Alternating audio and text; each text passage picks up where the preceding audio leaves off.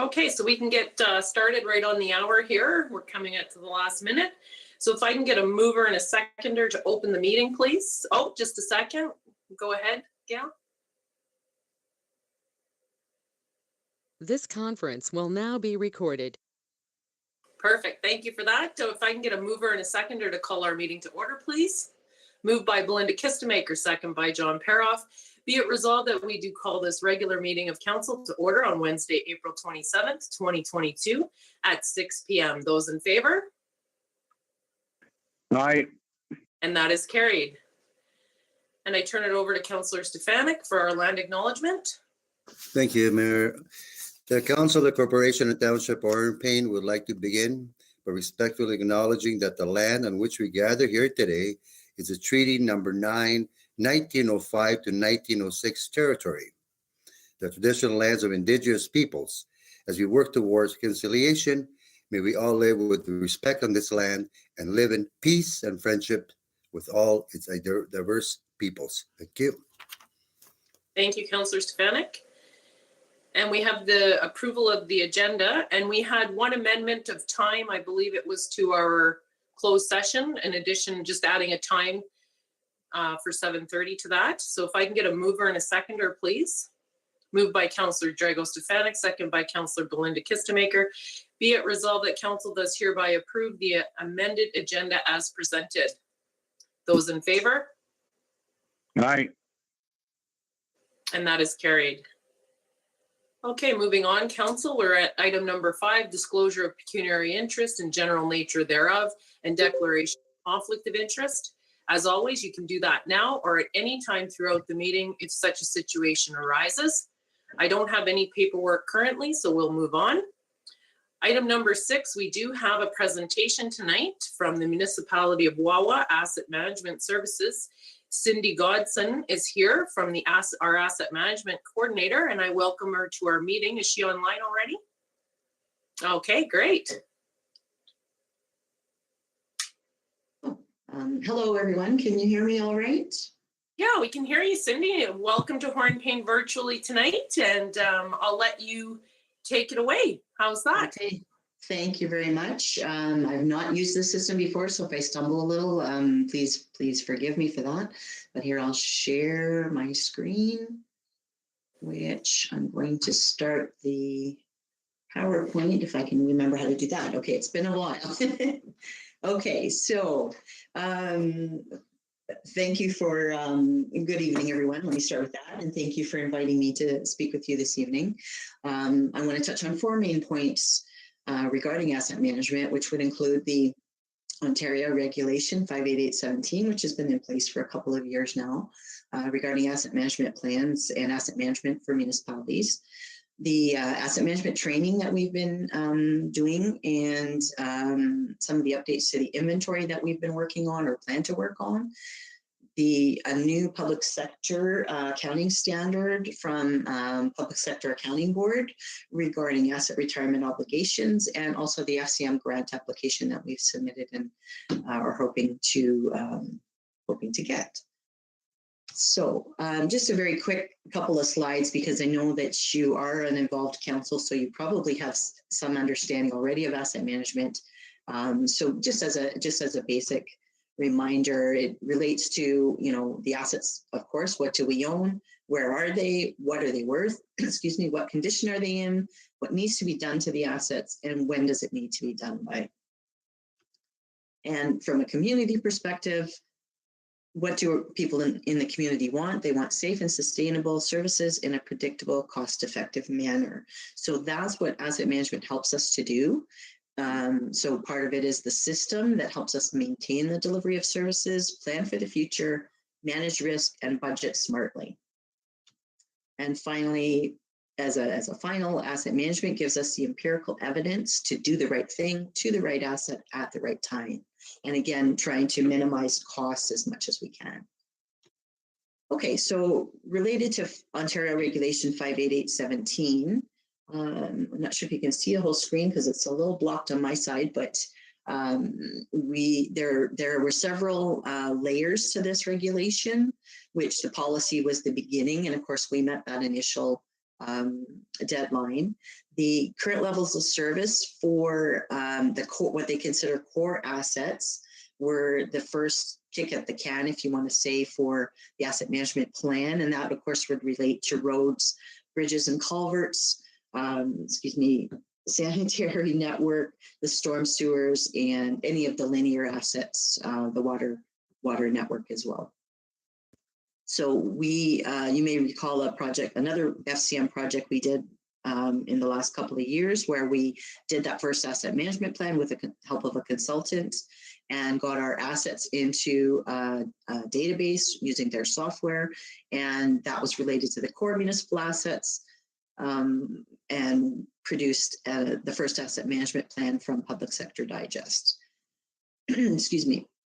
And of course, that would include current levels of service, an analysis of the inventory. This is what's listed on here, the performance of the assets, life cycle activities, as well as impacts of growth, which is just a minor part of it in that case. But the next version of the asset management plan that needs to be published includes all municipal infrastructure assets. And while we were able to get all of the assets that you would have currently had in your system, generally from the accounting perspective, we did get all assets in the asset management plan from the perspective of including them in the inventory, including them in the reporting. We didn't do as much analysis in the first plan because it was more focused on core municipal assets. So our next version has to have more focus on the other municipal assets, and something like your recreation, anything that's not considered one of the core categories. And so what were that had originally, the deadline for that, had originally been 2023, but has now been extended out to 2024 due to COVID. They've given everyone a little bit more time to get some of these plans in place. And then, of course, the third version is also pushed out to 2025. So we'll talk more about that in a future meeting. Okay, so on to the next. I just wanted to show you, this is an MFOA framework that they've put together related to asset management to give you an idea of what's included in some of these buckets. So in the asset register, we have all of this information that we're trying to include in the asset inventory to help us with the reporting that will lead into the other areas. So it includes a life cycle management strategy, which your staff is already doing. It's really just a matter of documenting these kinds of things in our database so that we can run the reporting that will support some of the work that's already being done and plan for the future in terms of what needs to get done. When it comes to the levels of service analysis, again, we've done that for the core assets related to the first project. We have some work still to do for the other assets in the system to get that ready for the next level, the next version of the asset management plan in 2024.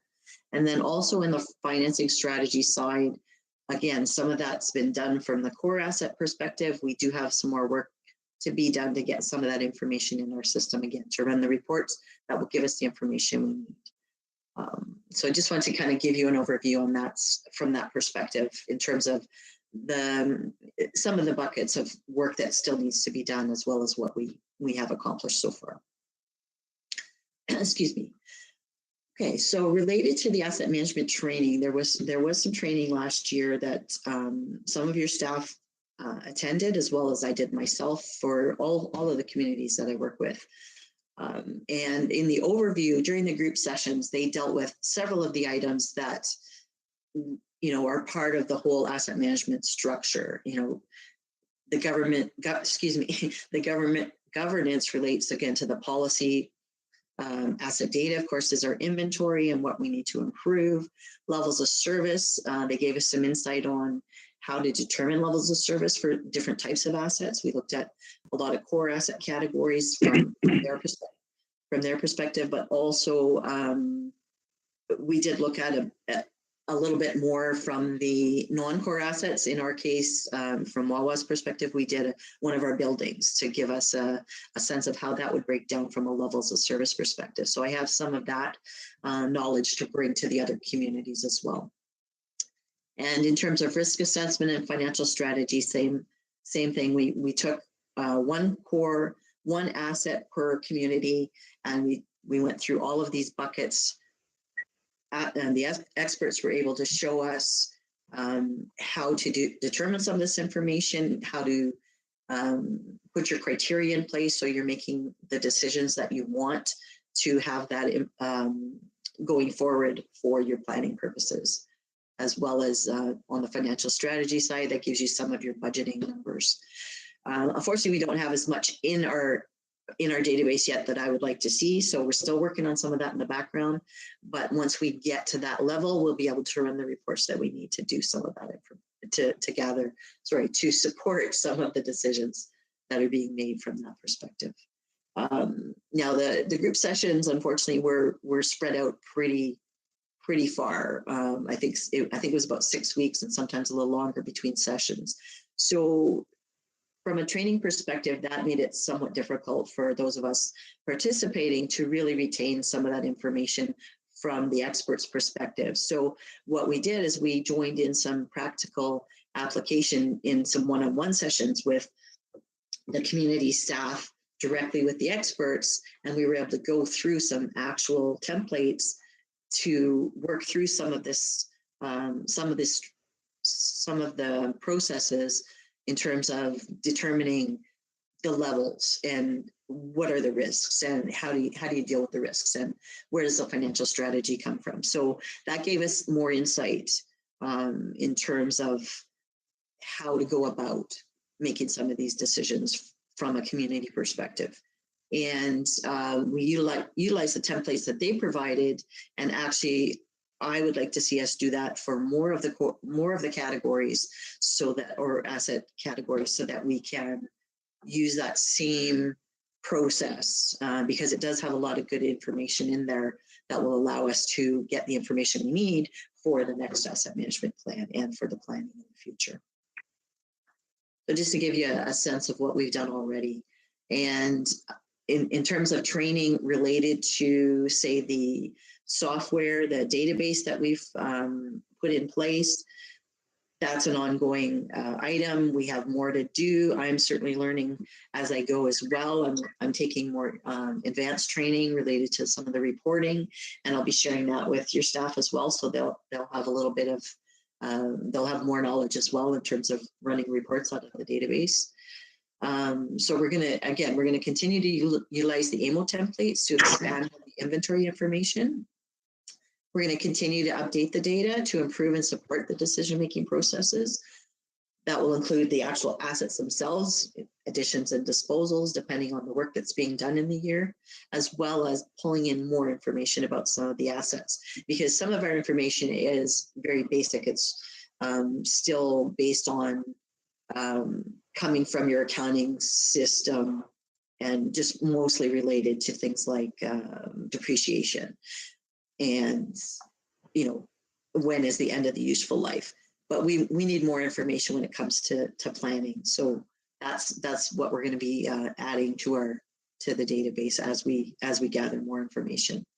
And I've already mentioned this, where we're going to provide more advanced training to staff for the reporting side. Okay, and then again, we're going to utilize the updated inventory reports for the next asset management plan to be published in 2024 or by July 1st, 2024. Okay. Sorry, let me just touch on one other point in here. I didn't list it on the slide, but part of what we're doing related to updating the inventory relates to the building assets, because from accounting perspective, typically the buildings have been put in as one asset for the whole building. Now, there may have been upgrades since, if a new roof was added or some item for the building had been improved, so that may show separately, but for the most part, the buildings themselves really need to be componentized in terms of HVAC and roof and whatever other pieces of the building would make sense in terms of planning. So if certain parts of them have to be looked at on an earlier basis versus the building structure itself, we want to show that in our inventory so that when we run the reports and then we're expanding it out to see how soon we likely should be considering some of these for replacement or just as we're identifying the conditions, we want to be able to do that on a asset by asset basis instead of one large asset for the whole building. So that's when we talk about updating the data, that's one thing that I'm planning to work on in Wawa, and I'd like to work on in other communities as well to make things better. Okay, I'm going to move on to the next slide, which talks about the asset retirement obligations. And the reason I backtracked a little on the inventory for the buildings is that typically an asset one component of the asset retirement obligation, new accounting standard, relates to identifying assets that will have closing costs. For example, when you retire an asset, or even if you sell one of your municipal buildings, we have to consider if there's asbestos or some other hazardous material in that building that we have to make reparations before we can dispose of the asset, whether it's selling it or tearing it down or whatever the situation might be. So what this standard includes is identifying any asset that might have a financial obligation when it comes to retirement. It does include buildings, underground storage tanks, and it's similar to the current obligation regarding the landfill site closure, this is the main one that's currently recorded on your financial statements. But what this standard is requiring by the end of next fiscal year, the end of 2023, we have to have made an estimate of what it's going to cost to retire any asset that has some kind of a contaminant, and record that on the financial statements. So it's a bit of a lengthy process from some of the training I've been doing. There's multiple steps to it, and even though it's still an estimate, there has to be some, we have to be able to justify why we've chosen that particular estimate for that particular asset. And included in identifying the assets that have an obligation, we also will be recording in our database which assets we do not have to consider because it's not a relevant item for those. Like many vehicles, for example, would not be included in the scope of this type of project. But because these are related to assets, this is something that Wawa's asked me to do on our behalf, and we're putting it out for the other communities. If you'd like me to work with your staff to get this information, typically it's a finance-driven type of project because it's related to the financial statements, but I'm more than willing to work with your staff on that to, bring whatever knowledge I've gathered, plus what I'll gather over the next year and a bit, to be able to help with that. And then my final point is the FCM grant application. We put this in quite some time ago, but I've gotten notice in a couple of the communities that the application is finally in the review process. So we have a chance to maybe get started on it this fiscal year. It's a 12-month project should it be approved. And the basics of it, we were trying to combine it with the 4 communities, maybe to make it so we can all learn from each other related to condition assessments, to develop a strategy so that we can document it. Now, obviously, some things are already happening from a legal perspective, but there's other assets that maybe from we may not have a legal requirement to do an assessment, but in order to improve our data, again, we would like to show a real assessment versus just using age-based information, which in many cases, that's what we have to work with so far. And again, that's partly because it's coming just from an accounting perspective versus an actual asset management perspective. So part of that is developing the strategy from an overall perspective, but also from a local perspective, obviously using your own assets. And I'll include there will be some staff training included so that because in some cases where we may propose that staff do for some assets that the staff do the assessments on whatever timeline is determined, 5 years, 10 years, every year, every 6 months, depending on the asset. Again, that's part of the strategy is determining what that's going to look like. So developing the strategy and then the proposed schedule for when these assessments would likely or should likely occur. So part of the project, I'd like to, and because it is a $50,000 grant, it's not going to cost us that much to do these first two items. We're going to include some condition assessments. A couple of them we listed in the application, but I left a line as well for if we were to determine from the first part of the project any other assets we'd like to try and do assessments right away. We'd like to include those in there as well, because in some cases we might bring in an expert from outside and their costs could be included and get covered by the grant as well if we include it as part of the project. So that's another factor there. And then of course, we're going to upload any assessments that are done during the project to the inventory to improve on the data for those assets in particular. And one of the deliverables will be the asset reports that we run with the updated information. So just to give you an idea from the first asset management plan that I was involved with, that we published a couple, 2020, I think August was when we finally got the publish on that. This gives you an idea of the condition ratings that are included in that plan. So it gives you an idea, we've only got the five condition assessments as of now, but it gives you an idea of the kinds of information we're looking at and how soon we might need to start looking at some of them, whether they're in a fair or poor condition or something that's very poor at this stage, probably needs some attention. And then this is straight out of your asset management plan, which talks about the current condition as of the time of that plan. 64% of assets in Hornepayne are in fair or better condition. So this is just breaking it out by the different networks, by the different assets that we have in the database and their conditions in this as of that point. So it relies on age-based and assessed condition data, because for something like the bridges, for example, those get assessed every year by experts, and we definitely have that. It's in a good position.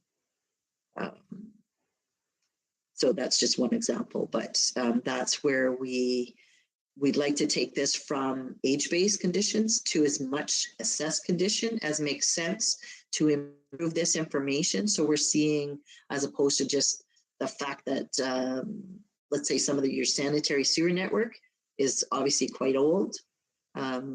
If there's any way to actually assess those physically, we'd like to do that to improve, because it in a case of something that's really old, doesn't necessarily mean it's in really poor condition.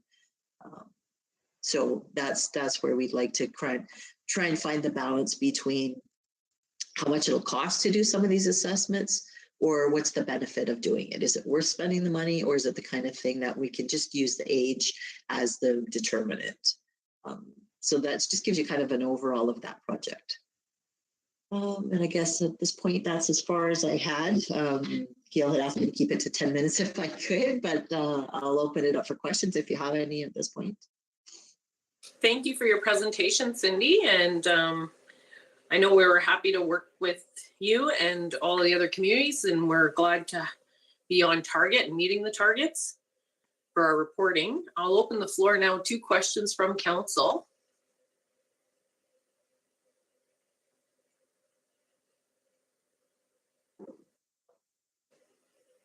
I'm good. You're good. Thank you, Peter.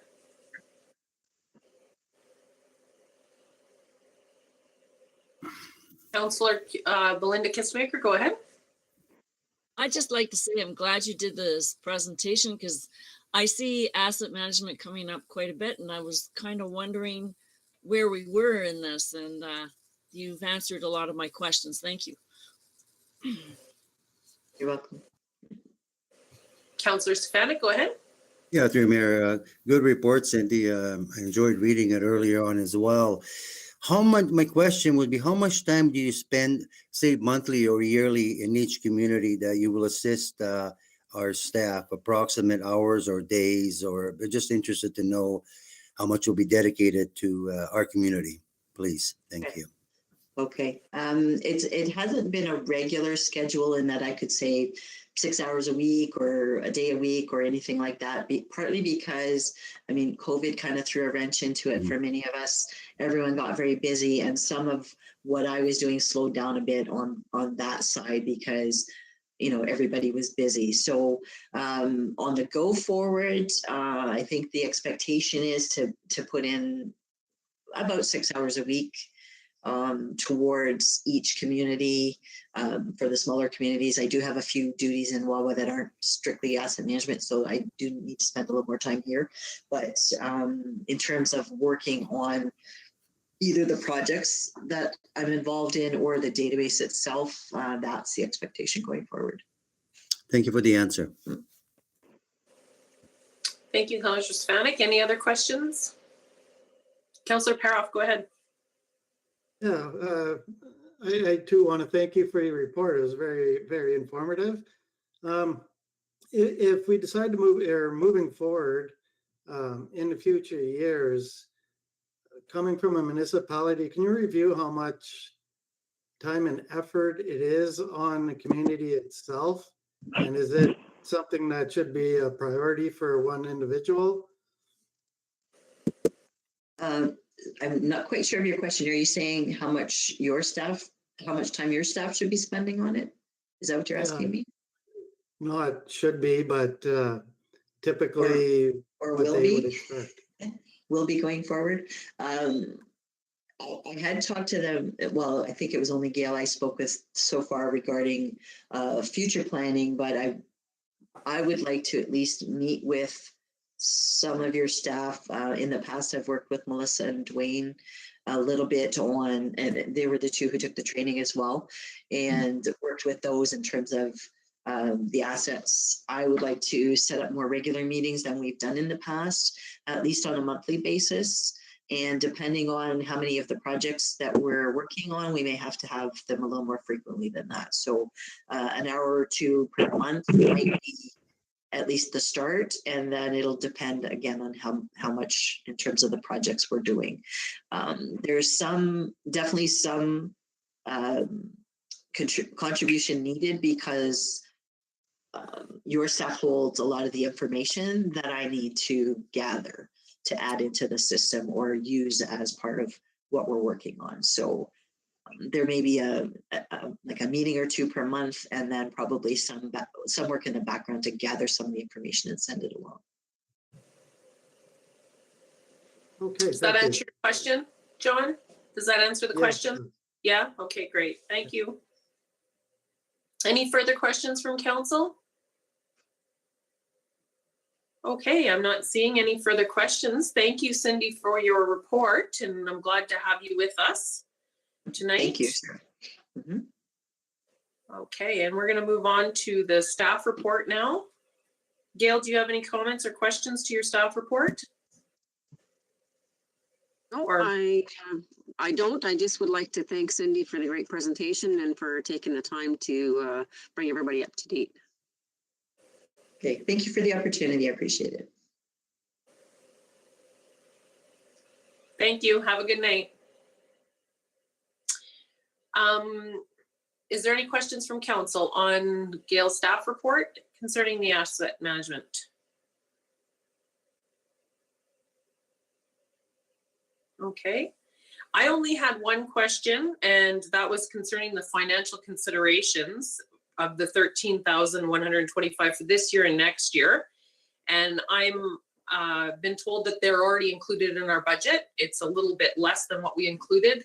So we're about 600 or so difference, Gail? Yes, we had budgeted $12,500, which was what we've paid the last 3 years. So there's now an increase of $621 for this year, and then another $625 for next year. Okay, which is reasonable.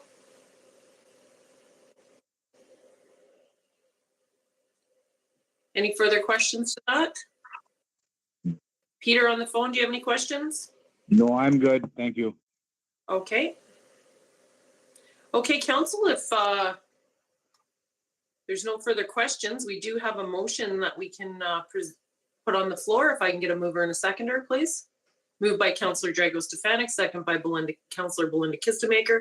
Whereas the Township of Hornepayne entered into a memorandum of understanding with the Municipality of Wawa for the provision of the services of an asset manager coordinator in July of 2020. And whereas the memorandum of understanding expires at the end of the month, therefore be it resolved that council does hereby agree to continue the township's partnership with the Municipality of Wawa, supporting the asset management coordinator services with a bylaw to follow at an upcoming meeting to formalize the agreement. I just have one question on the motion. In the first whereas, is the services of the asset manager coordinator correct, or should it be asset management coordinator? Management. Okay, we'll just do that one change as we go. Thanks for. Any further? No, that's okay. I was just tripping over it, and I was. Any further questions on the motion? There being none, I put it to a vote. Those in favor? Aye. And that is carried, none opposed. Okay, moving on to correspondence action items. We have 7.1 is the Hornepayne Community Hospital Board Appointment Alternative Council Representative. If I can get a mover and a seconder, please. Moved by Councillor Belinda Kistemaker, second by Councillor John Paroff. Whereas Councillor Peter Kistemaker was appointed to the Hornepayne Community Hospital Board as council representative, but is finding it difficult to attend meetings due to recent scheduling conflicts. And whereas council and the Hornepayne Community Hospital CEO feel it is imperative that the municipality have representation on the board, therefore be it resolved that the council, the corporation, the Township of Hornepayne does hereby appoint Councillor Blank as an alternative to sit on the Hornepayne Community Hospital Board for the duration of the current council term. And do we have anyone that would like to put their name up for that?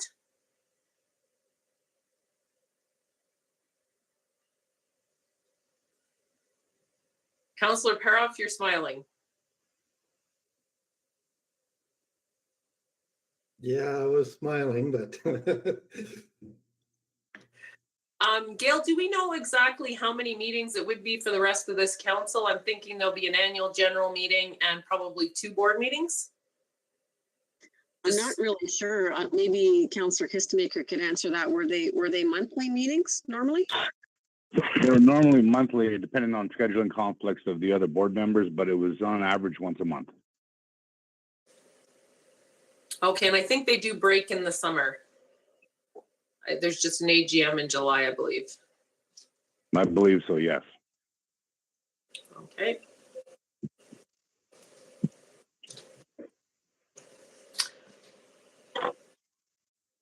Well, I have no problem putting my name on this with the blank statement that you may be refilling it in June, hopefully, from my perspective. Okay, so I can put appoint Mayor Cheryl Fort. And those in favor? Aye. And that is carried.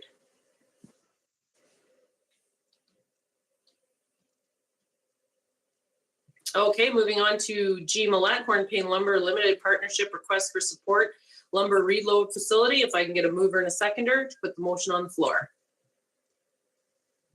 Moved by Councillor John Paroff, seconded by Put my name down. Okay, Councillor Peter Kistemaker. Whereas the Hornepayne Lumber Limited Partnership, HLLP, is one of the 2 major employers in the community of Hornepayne, and as such, its success is integral to the sustainability of Hornepayne. And whereas HLLP has been working tirelessly with CN, with the support of the township for the last 6 years, to find a way to increase transportation options for market expansion. And whereas establishing a lumber reload facility in the Hornepayne CN rail yard looks to be a viable option for facilitating lumber shipment into Southern Ontario, the Northern United States and beyond. And whereas this feature would also benefit HLLP's sister company, White River Forest Products, to expand its customer base, providing economic benefit, job stability, and opportunity for growth and potential job creation at both locations. Therefore, be it resolved that the council, the corporation, the township of Hornepayne does hereby declares its support for Hornepayne Lumber Limited's partnership's lumber reload facility project and commits to providing a letter of support to help ensure this project comes to fruition. Any discussion or comment on the motion? Go ahead, Councillor Stefanik. Yeah, Mayor, through you to CEO Gail. You worked in that few years previous. Could you give us a real quick overview of what transpired? Because that's about what, 4 and 5, 6 years ago, they were attempting to do the same thing, the spur line. And can you just give us a quick overview, please? Yep, sure. They originally wanted to put the spur back in at the mill at the crossing. And then there were some difficulties with that because of the direction that the spur is going to go. It's going to be on the corner now, whereas before it wasn't. It was more of a straight line. So CN has some safety issues with that. And it also needed to be longer in order to accommodate that, which was going to increase the price a lot. So they tried looking at setting something up in the yard, but there at the time there were some union issues, and they were going to have to purchase equipment to move the cars around, and that got really bogged down. So they again went back to hoping to load at the mill, but this has been going back and forth. I think they've been trying different scenarios over the years, and we did actually have the support and an application ready to go to the Ministry of Northern Development and Mines. I don't know if that was in 2016 or 17 maybe. But then at the last minute, there were some complications and it was sort of dropped. The project was dropped and we weren't needed for that application anymore. So anyways, I hadn't heard anything for about a year, and then suddenly just this couple of weeks ago, apparently they've been negotiating with CN and have come up with a particular yard track they're going to be using. And it sounds like things are going well, so fingers crossed. Thank you much for your update. Appreciate that. Thank you. Okay, any further questions or comments on the motion? Okay, there being none, I put it to a vote. Those in favor? Aye. And that is carried, none opposed. Moving on to 7.3, Hornepayne Housing Corporation Board resignation. And if we can have a mover and a seconder, please. Moved by Councillor Drago Stefanik, second by Councillor Belinda Kistemaker. Be it resolved that the council, the corporation, the Township of Hornepayne does hereby accept with regret the resignation of Perry Peltier from the Hornepayne Housing Corporation, HHC, Board of Directors dated April 4th, 2022. Any discussion on the motion? There being none, I put that to a vote. Those in favor? Aye. And that is carried. Okay, correspondence, information only. If I can get a mover and a seconder, please. Moved by Councillor Belinda Kistemaker, second by Councillor John Paroff. Be it resolved that the council, the corporation, the Township of Hornepayne does hereby acknowledge receipt of the correspondence information only package attached to the agenda of the regular meeting of council held on Wednesday, April 27th, 2022.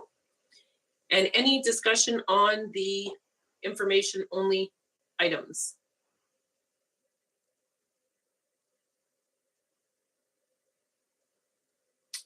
I would like to say congratulations that our official plan has got approval and it's there. That was a lot of work, and it's sad to just see it sitting in an information only after all of that work and the background and all the consultation. That's the fruition.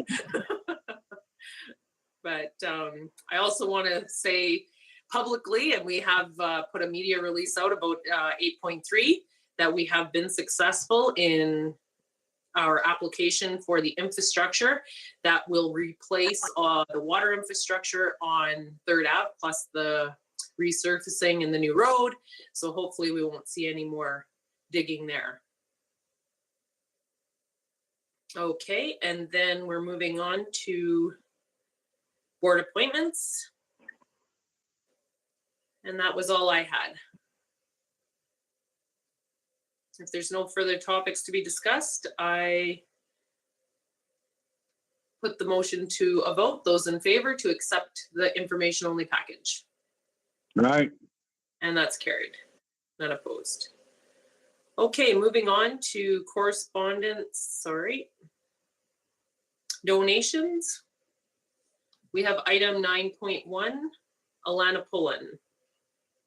If I can get a mover and a seconder, please, and we'll put the item up for discussion. Moved by Belinda Kistemaker, second by John Paroff. Be it resolved that the Council of the Corporation of the Township of Hornepayne does hereby agree to sponsor Alana Pullen in the 2022 Miss Northern Ontario Regional Canada Scholarship Pageant in the amount of blank. Be it further resolved that funds will be expensed to council advertising and public relations. And I put the item up for discussion.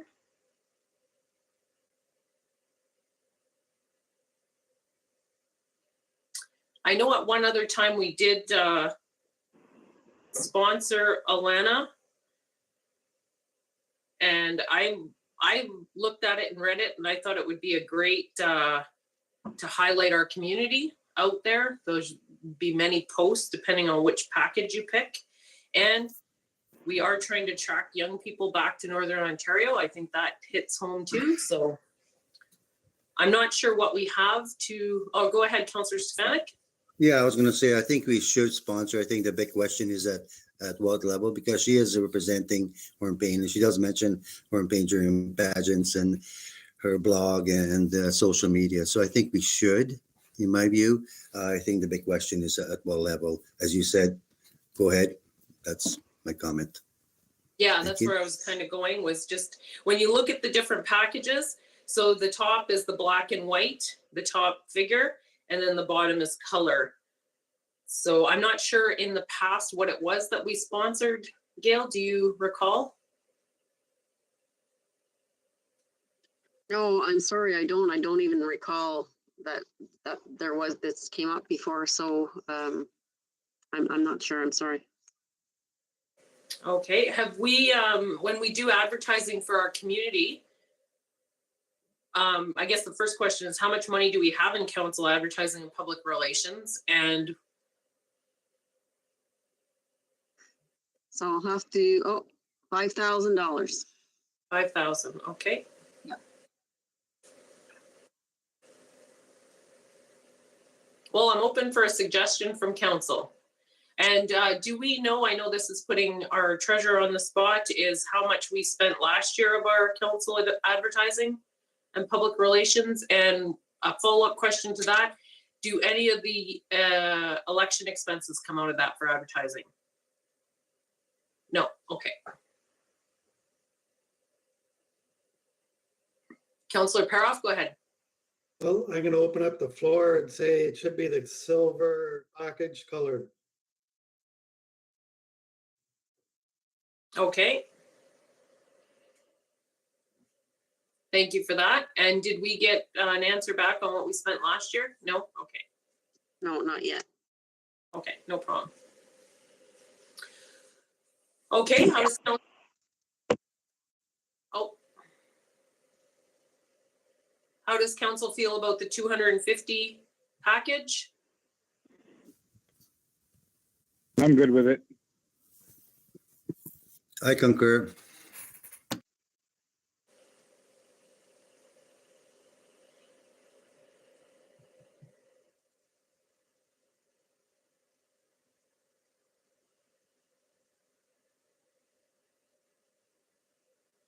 I would suggest that we move up to the 500 package, because we'll get a weekly media, we'll get on social media weekly.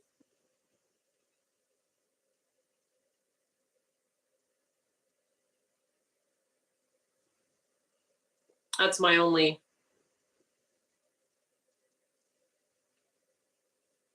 suggestion.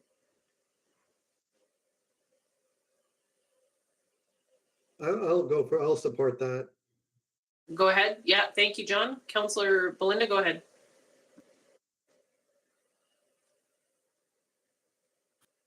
Can we throw the Center of Ontario in that weekly thing somehow? Yeah, I think so. When we just, it's us that decides, it's our business card.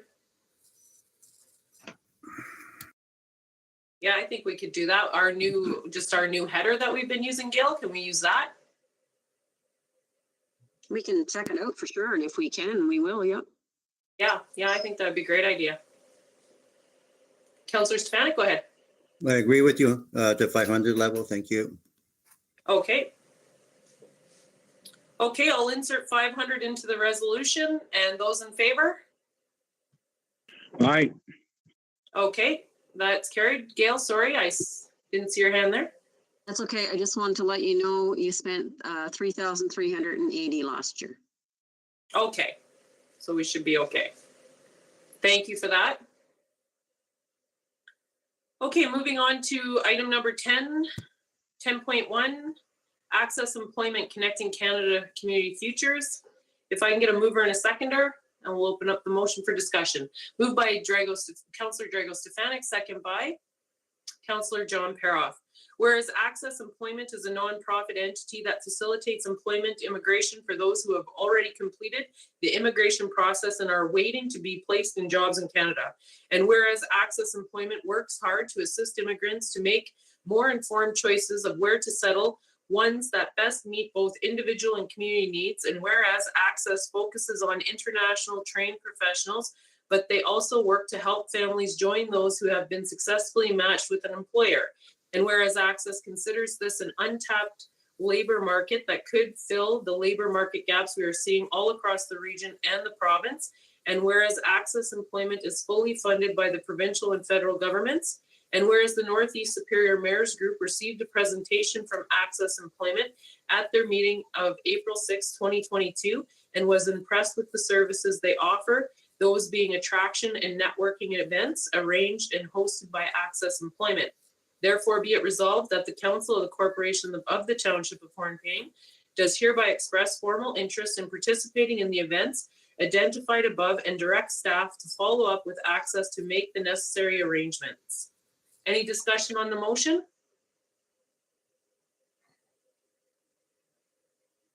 Okay, I'm not seeing any. I put that motion to a vote. Those in favor? Aye. And that is carried. None opposed. Moving on to 10.2, EXP Services Incorporated Solid Waste Management Strategy Report. And we have a report from our Public Works Manager. Dwayne, would you like to speak to your report before I open up the floor for questions or comment? No, I'm ready for questions or comments. Okay, nice to see you tonight, Dwayne.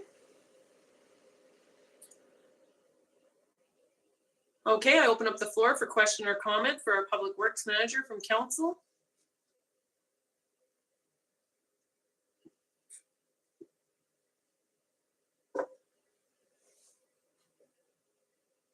Councillor John Paroff, go ahead. Yeah, good report, Dwayne. I like it. I did read the other part last week, and I like the timeline that is kind of presented. And I'm wondering, human resources cost for this to be incurred by the township. Is it factored into any of these numbers? Or is there, do we have the resources to do this? As it's planned? Yes. Are you talking for to do the project or as to run it this way? To run it, to like the town part of running it. It would actually probably take less of our time with the machines and that by having the dump all in one spot.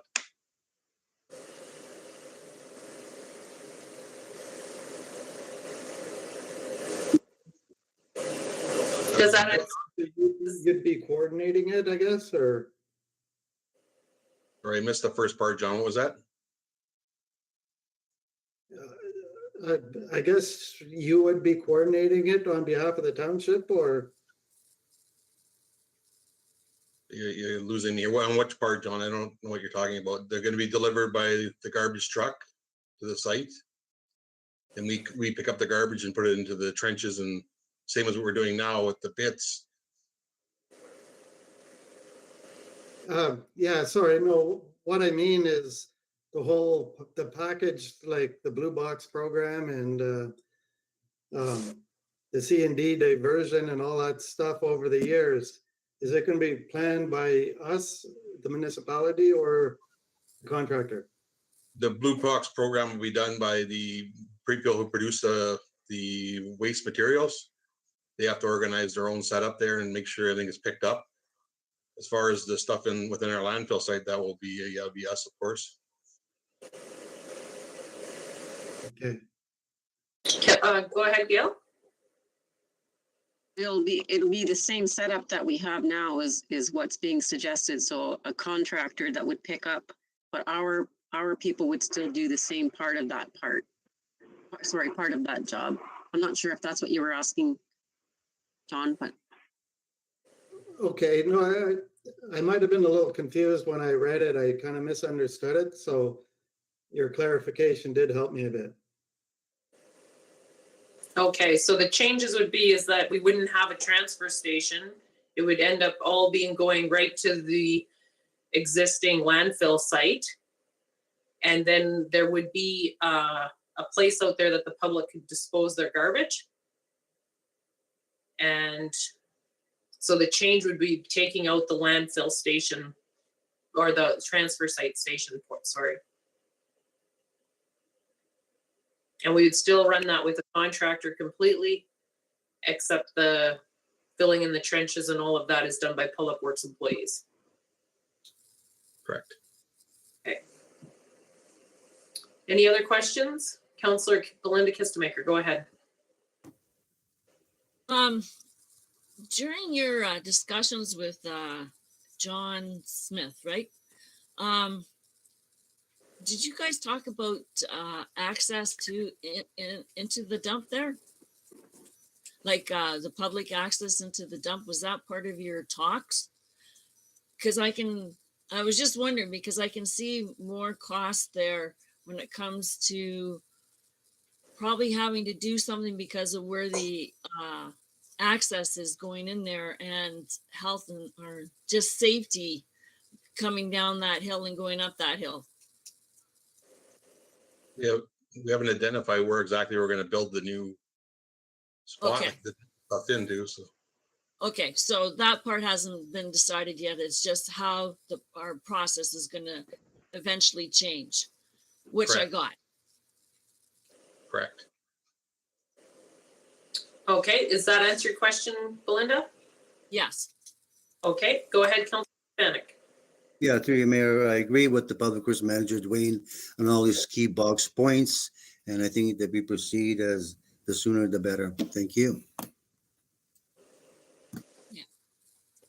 Okay, if I can get do we have any further discussion? I can get a mover and a seconder for the motion. Okay, moved by Councillor Drago Stefanik, second by Councillor Belinda Kistemaker. Whereas on February 17th, 2021, the Township under Resolution 2021-041 awarded the tender for the preparation of the long-range waste management plan to EXP Services Incorporated of Sudbury, Ontario, in the amount of $152,817, and subsequently entered into a professional services agreement with EXP under bylaw number 1858. And whereas a large portion of the work has been completed and EXP has provided council with a solid waste management options plan for their review and consideration.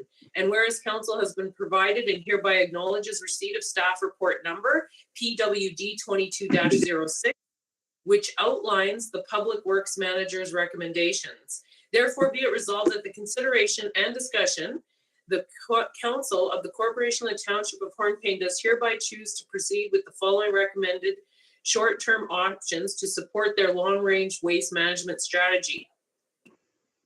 Authorize EXP to commence the permitting process by applying for an environmental compliance approval for the expansion of the landfill site. Continue with household hazardous waste collection program annual event. Continue with the garbage collection program using a contractor. Create and implement a public education program. Issue a request for proposal for design engineering for the expansion of the current site. Award tender and complete the design and engineering for this site expansion. Conduct a feasibility study on household organics and a yard waste collection program, as well as site feasibility, keeping in mind the township's partnership with Food Cycler, and start planning for blue box and organics programs. Be it further resolved that council is in agreement with the suggested timelines for implementation provided by both EXP and the Public Works Manager, and that the mid-long-term goals identified in the staff report will be forwarded to the incoming council for their consideration. And my understanding is with the motion, we have the ability to check off the ones that we want implemented. And my suggestion would be to implement all strategies. And I'm looking for clarification from council on that as identified in this motion. Councillor Stefanik, go ahead. I concur with your statement. Thank you. Okay.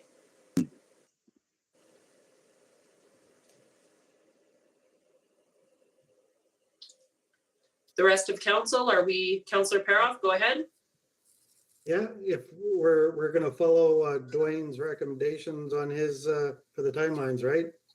Yes. I support that too. And Councillor Belinda Kistemaker, did you want to speak? I saw your thumbs up there. No, I'm fine with everything. Okay, so I'm putting the motion to a vote with all of the items underneath the therefore be it resolved. There's 1, 2, 3, 4, 5, 6, 7, 8 of them. And to a vote. Those in favor? Aye. And that is carried, none opposed. Okay, moving on to 10.3, Ontario Good Roads Association Conference. And we have a report from Deputy Clerk Jennifer Hill. Jennifer, would you like to speak to your report before we take questions? If I may, she doesn't have the ability to speak when she's streaming, so she will take questions if there are any, and she'll have to come to my office to do that. So let us know. Okay.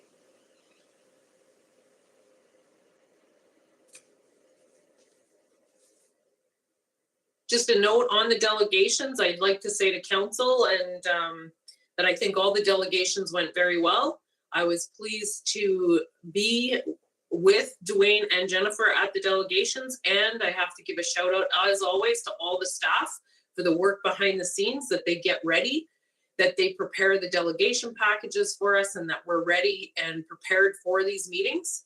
And we saw that through the delegations that they were all favorable. It was pretty impressive right off the hop, so that was great. And I'm in agreement with the recommendations to send letters of thank you to both the Ministries of Infrastructure and Energy. And I'm looking forward to seeing future developments.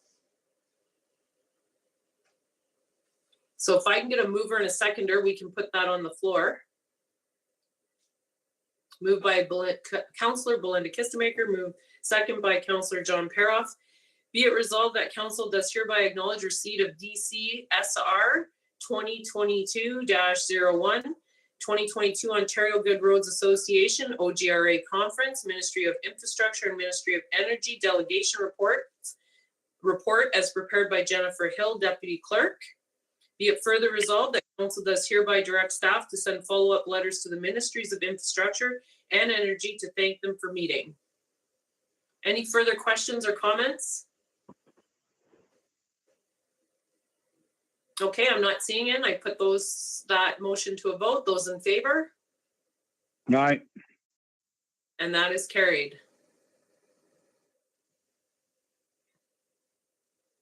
Okay, moving on to 10.4. Good Roads delegation for the Ministry of Transportation.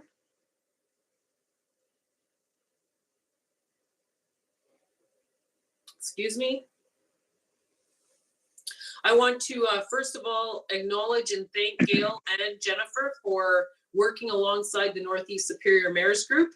This was a long-standing issue that had been on the action items of the Mayor's Group for several years. There was many letters written, and now the task is to ensure that the Mayor's Group and Hornepayne along with them keeps pressure on that one of these drive test centers ends up in one of our communities and that we have better service.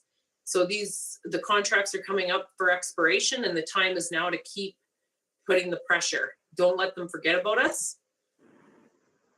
And I agree with the recommendation of having the group send a letter to the ministry.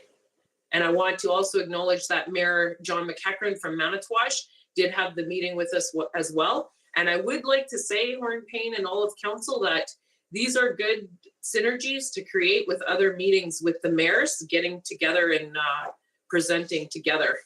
Joint effort for sure. Okay, any discussion? Yes, go ahead, Councillor Stefanik. Yeah, a question to you, Mayor. So what is the closest, since you were part of this, closest drive test center to us? Which municipality, which large center then, Mayor? Well, that In the we middle. all have testing sites. Like currently they come in and test in Hornepayne. Mhm. I believe there was one in Wawa at one time, and I don't think it's fully operative now. The closest site, I believe, that has all the facilities is Kapuskasing. Even Hearst doesn't have all the testing it needs. Okay, so when you were at your presentation with the Mayor McEachran, did you have any suggestions which municipality could host this crucial test center, Mayor? Yeah, we talked about it. It actually came up at the mayor's meeting that like White River would be a good one. It's right on the main highway, or Wawa. And then the other thing too is that it would give us, we want year-round testing too, because they close down the testing facilities in the wintertime, but we don't close down business in the wintertime. So, Right. Yeah. Okay, thank you for information. Thank you. No problem.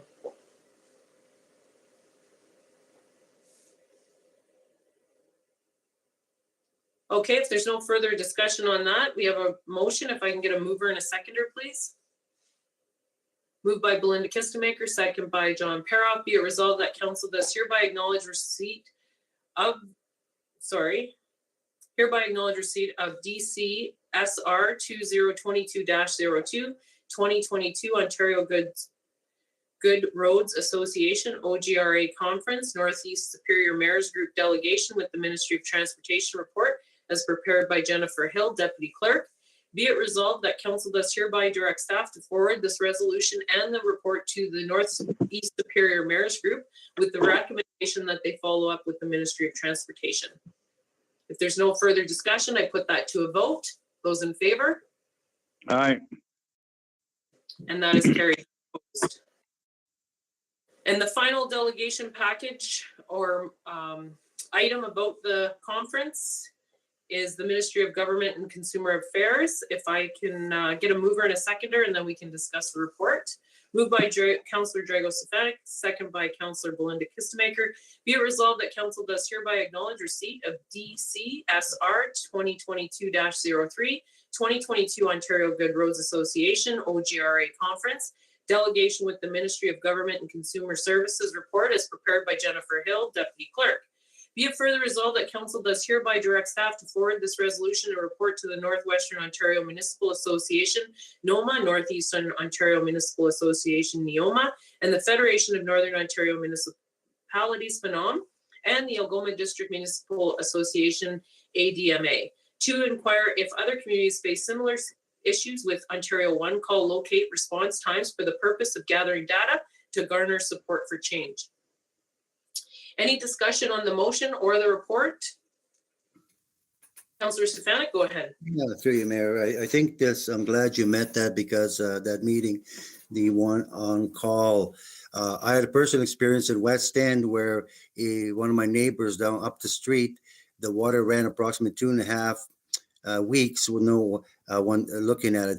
First of all, it created a havoc on the roads. It was an ice rink. I could have charged for skating at the actual West End if people brought their skates. And it's treated water. It costs the taxpayers money.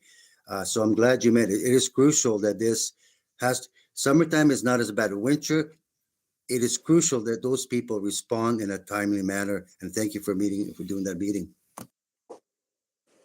Yeah, it was the meeting originally got rescheduled because from the government's end. And then we ended up doing a Zoom meeting, which I felt was better because we got more time. I think both the staff members with me would concur on that. and that the parliamentary assistant, Robert Bailey, was actually the person that forged this legislation that brought it through. So he was very familiar on everything. So that was interesting. And I think we'll see movement on it, especially if we can garner and not garner, but find the other areas where people are having issues. So I'd like to see it change for sure. And before I put the motion to a vote, I want to applaud our deputy clerk, Jennifer Hill, because she's been not with us very long and has been motivated to take on several projects. I want to highlight right here tonight that there's 3 reports. She stepped out of the comfort zone and went and worked with the mayor's group on the Ministry of Transportation package as well. And I think that also represents a whole team spirit from the township staff, that they're all looking to work together to better our municipality. And it takes guts to be in a delegation for the first time and to speak. And Jennifer did very well. And I also want to applaud the public works manager as well, because in a conference, this was the first in-person conference in 2 years, and meeting with different folks and networking on behalf of our community, it takes courage. We're from Northern Ontario. We go down there. A lot of the Southern Ontario people know each other. They see each other, interact with each other a lot more. And it takes courage to go down there and push yourself in and meet people and understand that. So I do applaud them both and thank them for sitting with me in those meetings. So with that, I'd like to put these this motion to a vote. Those in favor?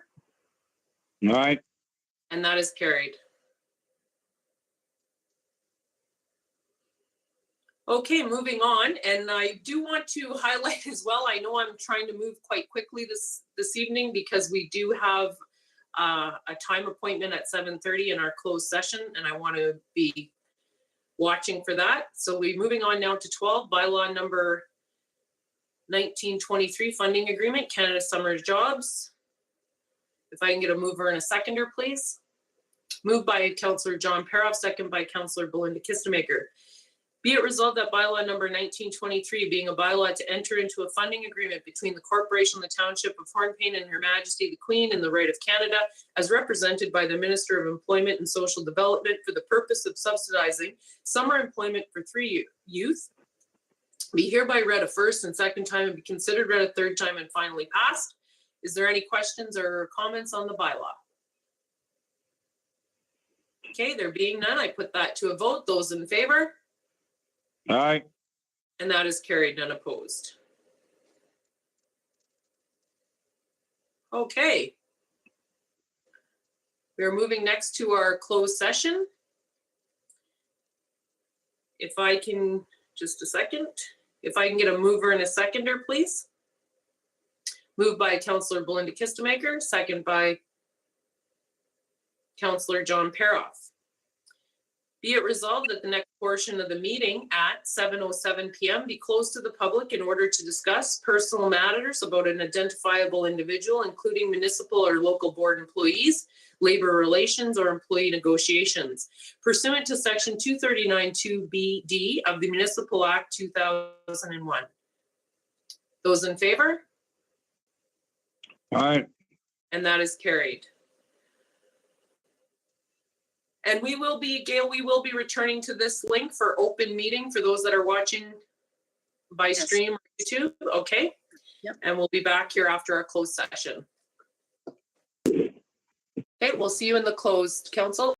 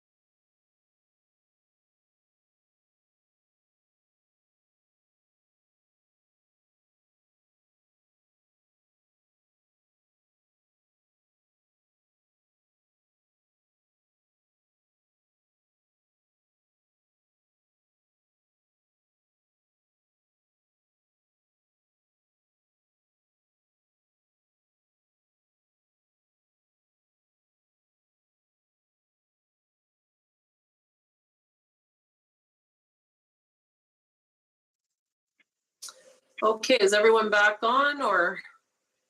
Yes, ma'am. Thank you, Peter. This conference will now be recorded. Okay, if I can get a mover and a seconder to come back into open session, please. Moved by Councillor Belinda Kistemaker, second by Councillor John Paroff. Be it resolved that the Council of the Corporation of the Township of Hornepayne does hereby return to open council at 8:38 p.m. Those in favor? Aye. And that is carried. Okay, we're moving on to the confirmatory bylaw. If I can get a mover and a seconder, please. Moved by Councillor Drago Stefanik, second by Councillor Belinda Kistemaker. Be it resolved that bylaw number 1924, being a bylaw to confirm the proceedings of council at their regular meeting held on Wednesday, April 27th, 2022, be hereby read a first and second time and be considered read a third time and finally passed. Those in favor? Aye. And that is carried. I'll go ahead, Gail.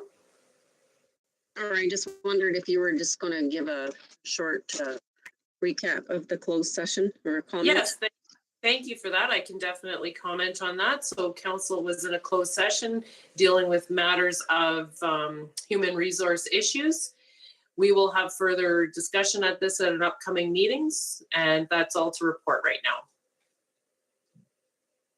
Okay, and we will continue on with our adjournment. If I can have a mover and a seconder, please. Moved by Councillor Belinda Kistemaker, second by Councillor John Paroff. Be it resolved that council does hereby adjourn this regular meeting of council held on Wednesday, April 27th, 2022 at 8:39 p.m. Those in favor? Aye. And that is carried. Thank you, council. Everyone have a good night. Peter. Yes.